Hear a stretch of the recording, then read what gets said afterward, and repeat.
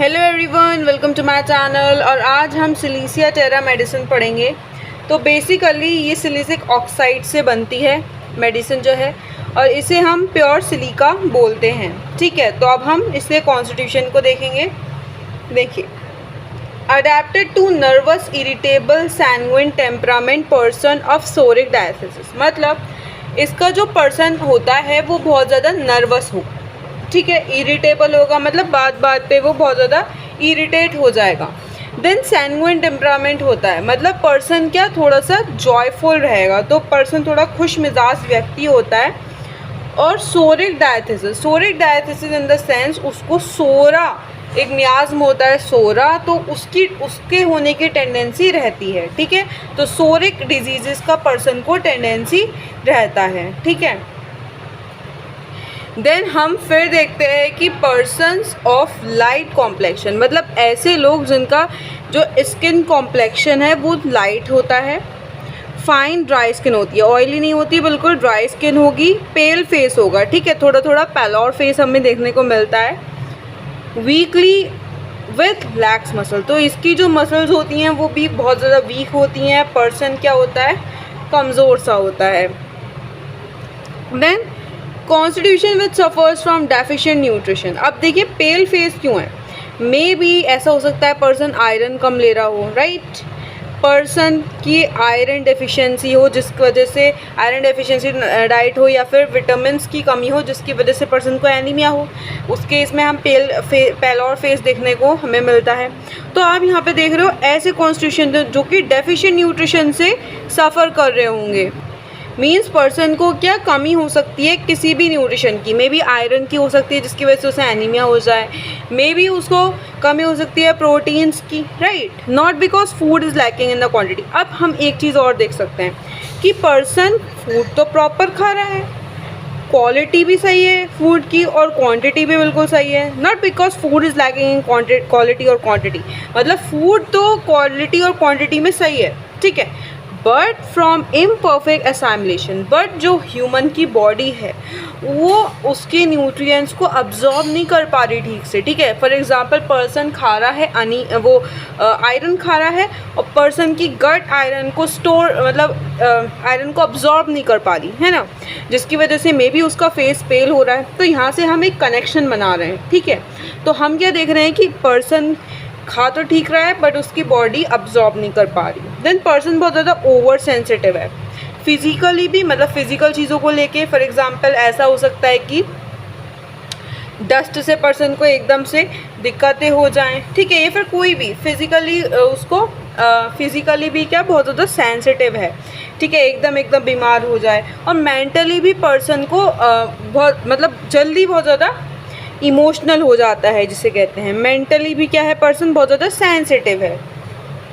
Then हमें scrofulous rachitic children with large head देखने को मिलते हैं। ठीक है, तो रैकेटिक के लिए दो चीज़ें होती हैं। एक तो हम रैकेटिक का मतलब वीक भी कहते हैं कि ऐसे बच्चे जो बहुत ज़्यादा कमज़ोर हों, या फिर ऐसे बच्चे जो रिकेट से सफ़र कर रहे हो। रिकेट से एक डिजीज़ होती है जो कि विटामिन डी की डेफिशिएंसी की वजह से होती है, जिसमें बोन्स का अफेक्शन होता है, बोन्स कमज़ोर हो जाती हैं। ठीक है, तो रैकेटिक चिल्ड्रन मतलब वीक बच्चे हमें देखने को मिलते हैं। और उनके हेड कैसे होते हैं, उनके हेड काफ़ी लार्ज होते हैं। ठीक है, ओपन फ्रंटलिस एंड सूचर्स, तो जैसे हमारे ब्रेन में क्या होते हैं, फ्रंटलिस होते हैं, ठीक है, वो क्या होते हैं इसके ओपन होते हैं, और सूचर्स भी क्या होंगे, ओपन होंगे। ठीक है, much sweating about the head, और सर के आसपास क्या पर्सन को बहुत ज़्यादा पसीना आता है, लोअर देन कैलकेरिया कार्प। पर कैलकेरिया कार्प का जो पेशेंट है उसे एक्सट्रीमली ज़्यादा आता है, बट कैलकेरिया कार्प के पेशेंट से थोड़ा सा कम आता है इसको, बट आता काफ़ी है ना। Which must be kept warm by external covering, तो क्या पर्सन को ना इसको अपना सिर एक्सटर्नल मतलब कवर करके रखना पड़ता है ना। डिस्टेंडेड एब्डोमन, इसका जो एब्डोमन होता है वो बाहर को निकला हुआ होता है। एंकल्स कोनियाँ वीक होती हैं। Slow in learning to walk, तो ऐसे बच्चे जो खड़ा होना भी बहुत ज़्यादा लेट सीखते हैं। ठीक है, देरी में उनको खड़ा होना आता है, तो उन लोगों के लिए भी सिलिशिया बहुत अच्छी मेडिसिन है।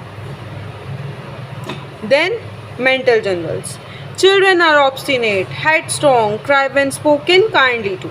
मतलब बच्चे इतने ज़्यादा ज़िद्दी होते हैं, बहुत ज़िद्दी होते हैं कि अगर आप उनसे प्यार से भी बात कर रहे हो ना, फिर भी लाइक वो रो देंगे, ठीक है, या फिर चीखने लगेंगे, रो देंगे या चीखने लगेंगे, ठीक है। तो बच्चे ज़िद्दी होते हैं, बात करोगे तो रोंगे या चीखेंगे, ठीक है।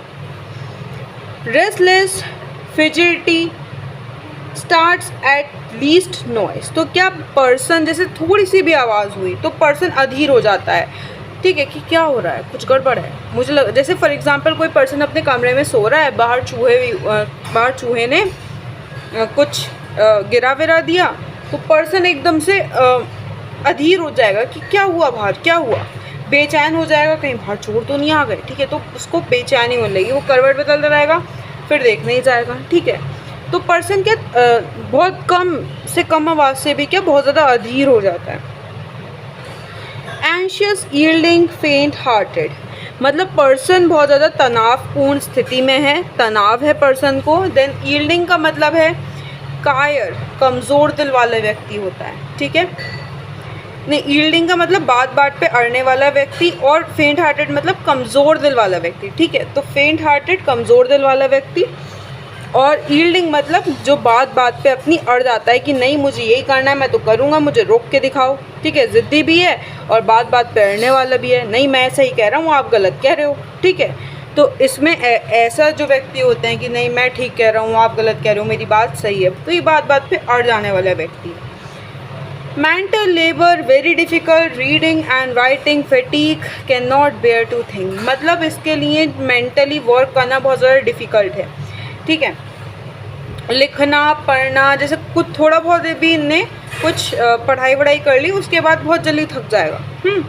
इवन ये ज़्यादा सोचता भी नहीं है, ठीक है, इसको ज़्यादा सोचना भी पसंद नहीं है, ओके। उसके बाद नेक्स्ट है फिजिकल जनरल्स पढ़ते हैं। Elements caused by suppressed footwear, मतलब पर्सन का फुट स्वेट, पर्सन का जो पैर का पसीना है वो सप्रेस हो गया। फॉर एग्जांपल पर्सन कहीं पूरे दिन, बच्चा एक स्कूल में था, उसके शूज़ वगैरह में गर्मी का मौसम है, पसीना आया, घर पे आया, उनने मोज़े एकदम उतारे, फ़ैन ऑन करा एंड फुट स्वेट वहीं सप्रेस हो गया, राइट। तो ailments caused by suppressed foot sweat. Exposing the head और back to any slight draft of air, मतलब क्या कि अगर हेड या फिर बैक का इस एक्सपोजर हो जाता है ना, थोड़ी सी भी हेड को, सर को हवा लग जाए या बैक को हवा लग जाए, तो उसको एलिमेंट्स आना शुरू हो जाते हैं, उसकी दिक्कतें बढ़ने लगती हैं। तो पर्सन क्या करता है, पर्सन अपना हेड और बैक को कवर करके रखता है, ठीक है। बैड इफेक्ट्स ऑफ वैक्सीनेशन, अगर पर्सन को वैक्सीनेशन के बाद प्रॉब्लम्स आ रही हैं, ठीक है, और क्या प्रॉब्लम्स आ रही हैं, स्पेशली एब्सेस एंड कन्वर्जन्स। अगर पर्सन को एब्सेस मीन्स फोड़े हो रहे हैं या फिर पर्सन को कन्वर्जन्स हो रहे हैं, ठीक है, तो पेशेंट क्या ये आप डॉक्टर इस मेडिसिन को सोच सकता है कि वैक्सीनेशन के बाद अगर एब्सेस और कन्वर्जन्स की दिक्कत होगी, मीन्स अनकंट्रोल मूवमेंट किसी भी पार्ट का, ठीक है, तो कन्वर्जन्स की दिक्कत हो गई है, एब्सेस फोड़े हो गए, तो वैक्सीनेशन के बाद हुए, तो डॉक्टर सोच सकता है इस मेडिसिन का। Chest complaints of stone cutters with total loss of strength. Chest complaint of stone cutter का मतलब ये है कि उसको चेस्ट में दिक्कत आ रही है, ठीक है, चेस्ट में दिक्कत आ रही है, और दिक्कत के साथ साथ उसे ऐसा लग रहा है कि उसकी बॉडी में बिल्कुल जान ही नहीं है, उसके चेस्ट में बिल्कुल जान ही नहीं है, जैसे उसको ऐसा फील हो रहा है जैसे उनने स्टोन कटर्स मीन्स पत्थर तोड़े हों, ठीक है, और पत्थर तोड़ने के बाद जैसा महसूस होता है कि बिल्कुल जान ही नहीं है, ठीक है, बिल्कुल ताकत ही नहीं है, वैसा पर्सन को महसूस हो रहा है, ठीक है। उसके बाद great weariness and debility, wants to lie down, तो क्या पर्सन को बहुत ज़्यादा थकान रहती है, पर्सन लेटना चाहता है, ठीक है। Nervous, debility, exhaustion with erethism from hard work and close confinement may be overcome by force of will, मतलब क्या पर्सन को फॉर एग्जांपल कोई इलनेस हुई, कोई बीमारी हुई हाल ही में, उसकी वजह से बहुत ज़्यादा वीकनेस रह रही है, बहुत थका थका पर्सन फील करता है, ठीक है। तो उसके बाद क्या कि पर्सन को मतलब पर्सन ने बहुत हार्ड वर्क करा, ठीक है, या फिर हार्ड वर्क करा और या फिर किसी वो क्लोज जगह पे बंद है, ठीक है, फॉर एग्जांपल अपने रूम में ही बंद रहता है, कहीं बाहर नहीं जाता, तो उस कारण उसको बहुत ज़्यादा थकान रहती है, ठीक है। बट जैसे उसको कोई वर्क है, ठीक है, उस वर्क में बहुत ज़्यादा मेहनत लगनी है, बट वो क्या अपनी इच्छा शक्ति से, भले ही वो थक जाता हो पर अपनी इच्छा शक्ति से वो काम करता रहता है, ठीक है, तो वो अपने थकान को भी ओवरकम करता है अपनी इच्छा शक्ति से, ठीक है, उसकी इच्छा शक्ति वो मजबूत रखता है और काम करता है, हार्ड वर्क करता है, ठीक है। Want a vital heat always chilly, तो पर्सन को क्या हीट की बहुत ज़्यादा कमी है, पर्सन को हमेशा ठंड लगती है, even when taking active exercise, तो मतलब उसने अच्छी खासी एक्सरसाइज करी है, ठीक है, एक्सरसाइज करने के बाद भी क्या पर्सन ठंडा ही पड़ा हुआ है यार अभी तक, तो ऐसे पेशेंट को तो आप इसके बारे में सोच सकते हो, और इसके साथ साथ लीडम पाल और सीपिया भी सोच सकते हो। Has a wonderful control over suppurative process, soft tissue, periosteum और bone, maturing abscess when desired और रिड्यूसिंग एक्सेसिव सप्यूरेशन, मतलब ये जो आपकी सिलीशिया मेडिसिन है ना, इसका सप्यूरेटिव प्रोसेस मतलब जो पस बन जाता है ना, पस बन रहा है टिश्यूज़ में या फिर इवन बोन्स में भी, फॉर एग्जांपल किसी की बोन टूट गई, ठीक है, बोन तो कनेक्ट हो गई बट मांस कनेक्ट नहीं हो पा रहा, जिसकी वजह से क्या वहाँ पे पस बनने लगा, ठीक है, मांस अभी तक सड़ रहा है, भर नहीं पाया घाव और वहाँ पे पस बनने लगा, ठीक है, तो बोन में पस बनना है या किसी टिश्यू में पस बन रहा है, या फिर जो फोड़े मैच्योर हो रहे हैं, मतलब अच्छे खासे मोटे मोटे फोड़े, ठीक है, जिसमें बहुत ज़्यादा पस बन रहा है, तो ये उस पस को एब्जॉर्ब करवाती है, मतलब रिड्यूस करवाती है, ठीक है, तो ये कहीं भी पस फॉर्मेशन में बहुत अच्छा वर्क करती है, राइट। उसके बाद हम देखते हैं night walking, gets up while asleep, walks about and lies down again, तो पर्सन क्या रात में उठेगा चलेगा और सोते सोते चलेगा, ठीक है, और उसके बाद दोबारा आके अपनी जगह पे फिर से सो जाएगा। Takes cold from exposure of field, अब जैसे पर्सन के पैरों में अगर ठंड लग गई ना तो उसको क्या ज़ुकाम वगैरह हो जाएगा, ठीक है, मतलब उसको कोल्ड हो जाएगा अगर उसकी पैरों को हवा लग गई, ठंड लग गई तो, ठीक है। Sweat of hands, toes, feet and axillae offensive, अब पर्सन का जो हैंड में, टोज में, फीट में, एक्सिले में जो स्वेट आता है तो वो कैसा होता है, वो ऑफेंसिव होता है, बदबूदार होगा। डिज़ायर टू बी मैग्नेटाइज, मतलब ये पर्सन क्या मतलब खुद इतना अट्रैक्टिव होना चाहता है कि ये दूसरों को अपनी तरफ कैप्टिवेट कर सके, ठीक है, तो ये दूसरों को अपनी तरफ खींच सके, ऐसे ये खुद को अट्रैक्टिव बनना चाहता है, ठीक है, कि दूसरों को अपनी तरफ अट्रैक्ट कर सके। Promotes expulsion of foreign bodies from the tissue, fish, bones, needle, bones, splinters etcetera, अगर किसी टिश्यू में, ठीक है, अगर किसी टिश्यू में फिश की बोन अटक गई है, नीडल अटक गई है, बोन के स्प्लिंटर्स अटक गए हैं, तो ये उसको रिमूव करने का काम करती है, तो ये इसके लिए बहुत अच्छी मेडिसिन है। Inflammation, swelling and suppuration of gland, cervical, axillary, parotid, mammary, inguinal, sebaceous, malignant, gangrenous, मतलब क्या कि ये इन्फ्लेमेशन कराती है और स्वेलिंग कराती है, ठीक है, और सुपुरेशन कराती है ग्लैंड्स की, ठीक है, तो ये क्या जब ये खुद इन्फ्लेमेशन, स्वेलिंग और सुपुरेशन कराएगी तो मतलब ये इन्फ्लेमेशन, स्वेलिंग और सुपुरेशन में फ़ायदा भी देगी, तो ये अगर कोई आप ग्लैंड है, सर्वाइकल ग्लैंड है, एक्सिला है, पैरोटिड है, memory, inguinal, sebaceous, malignant, gangrenous, कोई भी कंडीशन है ग्लैंड की, ठीक है, तो ये उसमें अगर इन्फ्लेमेशन, स्वेलिंग हो रही है या फिर पस बन रहा है तो उन सबको ठीक करती है। हमने स्टार्टिंग में क्या देखा था कि कॉन्स्टिट्यूशन में हमने क्या देखा था, पर्सन का स्क्रोफुलस डायथिसिस, स्क्रोफुलस का मतलब ये होता है कि ग्लैंड के अफेक्शन की टेंडेंसी है पर्सन, ठीक है, तो हम क्या देख रहे हैं कि पर्सन के ग्लैंड्स में कुछ भी इन्फ्लेमेशन, स्वेलिंग, सपरेशन हो उसमें ये बहुत अच्छी मेडिसिन है।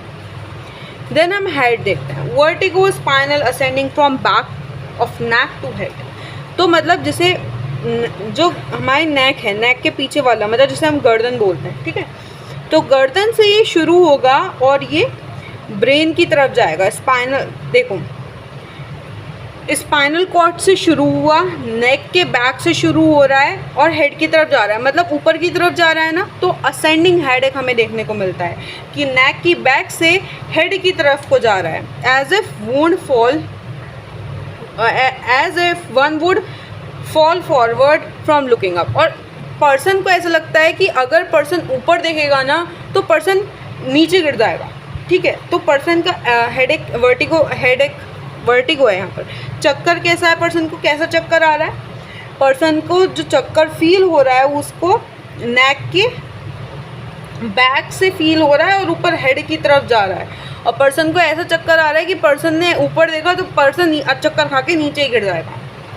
देन क्रॉनिक सिक हेडेक, ठीक है। तो आप प्लीज़ ध्यान रखिएगा कि यहाँ पर वर्टिगो दे रखा है और यहाँ पर हेडेक है। पहला वाला पॉइंट वर्टिगो चक्कर आने को दर्शा रहा है, दूसरा वाला सर दर्द को दर्शा रहा है। तो कभी कभी कन्फ्यूजन हो जाती है कि हम दोनों को मिक्स कर देते हैं, तो इसलिए हमें थोड़ा सा ध्यान रखने की ज़रूरत है। क्रॉनिक सिक हेडेक, ठीक है। तो बहुत पुराना हेडेक है पर्सन को, क्रॉनिक है। Since some severe disease of youth, कि पर्सन को अपनी जवानी में कोई सीवियर डिजीज़ हुई, उसके बाद कोई हेडेक उसको ये हेडेक शुरू हुआ। Ascending from nape of neck to the vertex, तो नेप ऑफ नेक मतलब जो नेक है आपके उसके पीछे की तरफ से जाता है, और वर्टेक्स जो मतलब हमारा जो सर का बिल्कुल टॉप हिस्सा होता है ना, उधर तक जाता है। As if coming from spine, और बिल्कुल ऐसा लगता है कि हमारी स्पाइनल कॉर्ड से हेडेक शुरू हो रहा है, ठीक है। एंड लोकेटिंग इन वन आई, और वर्टेक्स तक तो पहुंच गया और एक आँख में भी एक आँख में भी पेन होने लगेगा, ठीक है। स्पेशली द राइट, और स्पेशली अगर राइट साइड में पेन हो रहा है तो हम ये मेडिसिन सोच सकते हैं कि राइट आई में पेन हो रहा है और असेंडिंग हेडेक है और गर्दन से शुरू हो रहा है और वर्टेक्स की तरफ जा रहा है, राइट। तो हम क्या देखते हैं यहाँ पर कि जैसे पर्सन का हेड आप अनकवर कर दो, ठीक है, उसने कुछ ओढ़ रखा है हटा दो, तो पर्सन की दिक्कत क्या बढ़ जाएगी। और अगर आप पर्सन को अगर आप प्रेशर दोगे, ठीक है, सर दबाओगे उसका और उसको किसी वार्म चीज़ से रैप कर दो तो आराम मिलेगा। देन पर्सन को क्या बहुत ज़्यादा यूरिनेशन जो है, बहुत ज़्यादा यूरिन पास करने से क्या पर्सन को आराम मिलेगा, ठीक है। तो हेडेक में जब पर्सन को बहुत ज़्यादा यूरिनेशन करने से आराम मिलता है। देन हम देखते हैं फिस्ट्यूला लैक्राइमेलिस, मतलब क्या कि पर्सन की आंख में फिस्ट्यूल बन जाएंगे, ठीक है। फिस्ट्यूला की फॉर्मेशन होगी जिसकी वजह से पर्सन की आंख में टीयर्स आते होंगे, ठीक है। फिर जीआईटी देखते हैं तो constipation, always before and during menses, जब भी पर्सन के मेंसेस आते हैं तभी पर्सन को क्या कॉन्स्टिपेशन हो जाती है। Difficult as from inactivity of rectum, तो बिल्कुल अर्जिंग ही नहीं होती यार पर्सन को, ठीक है। उसको मतलब ऐसा लगता है कि उसकी रेक्टम में इनएक्टिविटी है, मतलब क्या कि उसकी हाथों का मूवमेंट ही नहीं हो रहा, ठीक है। तो उसको प्रेशर ही फील नहीं होता, अर्जिंग ही नहीं आती। विद ग्रेट स्ट्रेनिंग, मतलब उसको कई दिन तक फ्रेश वो नहीं होता, ठीक है।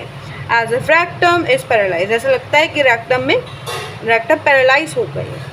When partly expel recedes again, और मतलब क्या होता है कि उसको पार्टली स्टूल आता है और पार्टली रह जाता है, और फिर से वही लंबी कॉन्स्टिपेशन शुरू, 2-3-4 दिन तक नहीं आता motion. Faeces remain a long time in rectum, तो बहुत लंबे टाइम तक क्या रेक्टम में आपके इस पेशेंट के फीसेस रहती है। फिस्ट्यूला इन एनो ऑल्टरनेट्स विद चेस्ट सिम्टम, मतलब ऐसा पेशेंट जिसको चेस्ट में सिम्टम्स आ रहे हों, ठीक है। जैसा कि अभी इससे पहले ही हमने पढ़ा था पर्सन के चेस्ट के बारे में कि उसको बिल्कुल ऐसी बिल्कुल भी स्ट्रेंथ नहीं आती, चेस्ट की कंप्लेन आती है, जैसे कि उसके बिल्कुल भी चेस्ट में ताकत ही नहीं है, ठीक है, जैसे उसने पत्थर तोड़े हों। तो ऐसे लोग जिनको कि फिस्ट्यूला भी रहता है एनस के आसपास और चेस्ट कंप्लेंट भी है, एनस में फिस्ट्यूला भी है और चेस्ट कंप्लेंट भी है, तो उनके लिए सोल्यूशन हम सोच सकते हैं। फिजुरा एनाई, ग्रेट पेन आफ्टर स्टूल, तो क्या पर्सन के बहुत सारे अगर फिजर्स हैं एनस में, ठीक है, बहुत सारे फिजर्स हैं, और दूसरा बहुत ज़्यादा पेन होता है स्टूल करते वक्त, तो उसके लिए हम ये मेडिसिन सोच सकते हैं। Then female reproductive system, discharge of blood from vagina every time the child takes the breast. तो जैसे ही जो चाइल्ड है, ठीक है, वो मिल्क फीड करेगा, ठीक है, ब्रेस्ट फीड करेगा, तो उसके बाद क्या होगा कि जो लेडी है उसके वजाइना में से ब्लड डिस्चार्ज आने लगेगा, ठीक है। तो जैसे ही चाइल्ड ब्रेस्ट फीड करता है वैसे ही लेडी को वजाइना में से ब्लड डिस्चार्ज आ रहा है। Nipples is drawn like a funnel, तो निपल बिल्कुल नीचे हैं, कैसे, फनल जैसे। Extremities, intolerable sour carrion like odour of feet without perspiration every evening, मतलब पर्सन को कैसा ऐसा ऑर्डर आता है उसके फीट में से, ऐसी गंदी बदबू आती है जो आप बर्दाश्त नहीं कर सकते, जैसे कि कोई मांस सड़ा हो, इतनी गंदी बदबू, और उसको पसीना भी नहीं आता, ठीक है, हर शाम। तो ऐसी गंदी बदबू कब आती है? हर शाम में। शाम में उसको पसीना नहीं आ रहा होता पैरों में से, बट फिर भी उसको ऐसी सड़ी गंदी बदबू उसके पैरों में से आती है, और हर शाम। स्किन कैसी है? बहुत ज़्यादा अनहेल्दी है। कोई भी इंजरी होगी हल्की फुल्की, सब में क्या, पस बन जाएगी, ठीक है। तो क्या बन रहा है? पस बन रहा है। Cripple nails on fingers and toes, तो क्या पर्सन के नेल्स कैसे क्रिपल्ड हैं, ठीक है, फिंगर्स के भी, टोज के भी। इन ग्रोइंग टो नेल्स अब क्या देखने को मिलता है? पेनेरिटियम देखने को मिलता है, ठीक है, मतलब उसके जो टो के नेल्स हैं वो ग्रो कर रहे हैं, ठीक है, तो हमें उनको पेनेरिटम देखने को मिलता है। मतलब जैसे ये फिंगर है तो इसके यहाँ तक आसपास क्या होता है, कभी कभी तो यहाँ हाथ तक भी फैल जाती हैं, तो इस पूरे एरिया में क्या बहुत ज़्यादा इन्फ्लेमेशन हो जाती है, बिल्कुल ये रेड एरिया अपीयर होने लगता है, ठीक है। ब्लड बॉयल्स, बिल्कुल खूनी वाले दाने, कार्बनकल्स, अल्सर, सभी प्रकार के अल्सर, फिस्ट्यूल, पेनफुल, बहुत दर्द होंगे, बदबूदार होंगे, ठीक है। हाई स्पॉन्जी एजेस, बहुत ज़्यादा उसकी स्पॉन्जी एजेस होंगी, और प्राउड फ्लैश इन देम, और कैसे मांस से भरे हुए दाने भी हो सकते हैं, ठीक है। तो ऐसे पर्सन को दाने और जिसे कहते हैं फोड़े वगैरह होंगे, सभी काइंड के अल्सर्स होंगे, छाले जिसे कहते हैं, छाले सभी प्रकार के, ठीक है। Modalities, aggravation, cold during cold, जब पर्सन को ठंड लग जाएगी तो उसकी दिक्कतें बढ़ जाएंगी। मेंसेस के टाइम कॉन्स्टिपेशन देखा था हमने। ड्यूरिंग न्यू मून, तो न्यू मून के दौरान, मतलब जब चांद ऐसा आधा निकला होता है तो उस टाइम पे पर्सन की दिक्कत बढ़ जाती है। अनकवरिंग, पर्सन का कंबल हटा दो, उसका जो भी कवर कर रखा है हटा दो, दिक्कतें बढ़ जाएंगी। स्पेशली द हेड, अगर हेड से कुछ रिमूव करा तो खास तौर से पर्सन को दिक्कत बढ़ेगी। लेटने से क्या पर्सन की दिक्कतें बढ़ रही हैं। एमेलियोरेशन, आराम कैसे मिलेगा? वार्म से, गर्मी से। Specially by wrapping up the head, तो हेड को रैप करने से पर्सन को आराम मिल रहा है।